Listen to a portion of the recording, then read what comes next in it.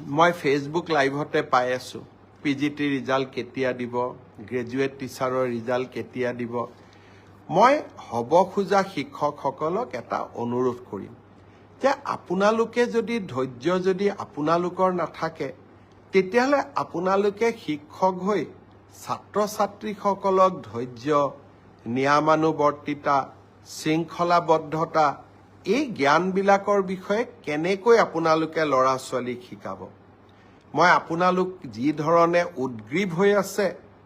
মোৰ চিন্তা সিমানেই বাঢ়ি গৈ আছে যে আপোনালোকে একোজন প্ৰকৃত শিক্ষক হ'ব পাৰিবনে নাই সেয়েহে যিমানে আপোনালোকৰ চিন্তা বাঢ়িছে নিযুক্তিৰ তাৰিখো মই 15 দিনকৈ আগুৱাই লৈ গৈ আছো যাতে আপোনালোকৰো এটা ধৈৰ্যৰ পৰীক্ষা আমি ল'ব পাৰো তথাপিতো আপোনালোকে যেটো সুধি থাকে সেই কাৰণে মই উত্তৰ দিব খুজিছো মে মাহৰ প্ৰথম সপ্তাহত পোষ্ট গ্ৰেজুৱেট আৰু গ্ৰেজুৱেট টিচাৰ যি 9075টা পদৰ গ্ৰেজুৱেট টিচাৰৰ নিযুক্তি পৰীক্ষা হৈছিল তাৰ ফলাফল সেবাই ঘোষণা কৰিব কিন্তু তাৰ পিছত আপোনালোকৰ ডকুমেন্ট ভেৰিফিকেশন হ'ব আৰু ফাইনেল নিযুক্তি 10 অক্টোবৰত হ'ব আৰু 10 অক্টোবৰলৈ আপোনালোকে ধৈৰ্য ধৰিবই লাগিব কাৰণ আমিও আপোনালোকৰ অকণমান ধৈৰ্যৰ পৰীক্ষা কৰিব খুজিছো ঠিক সেই ধৰণে যিসকল শিক্ষকে মোক সুধি আছে 5550ৰ লিষ্ট কেতিয়া দিব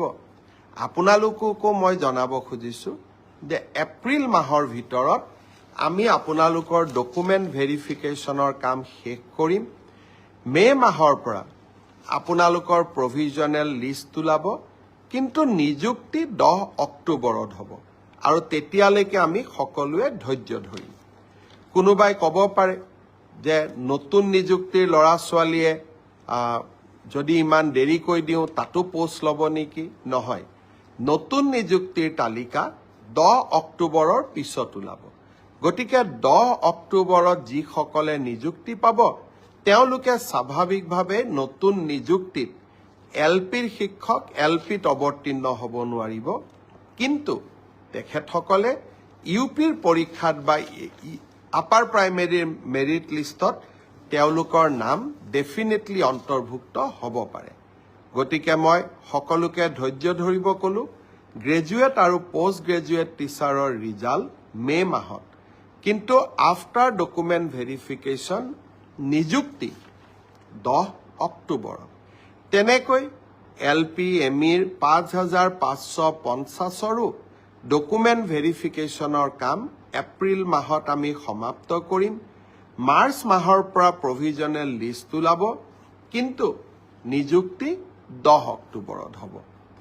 এতিয়া মই আহিছো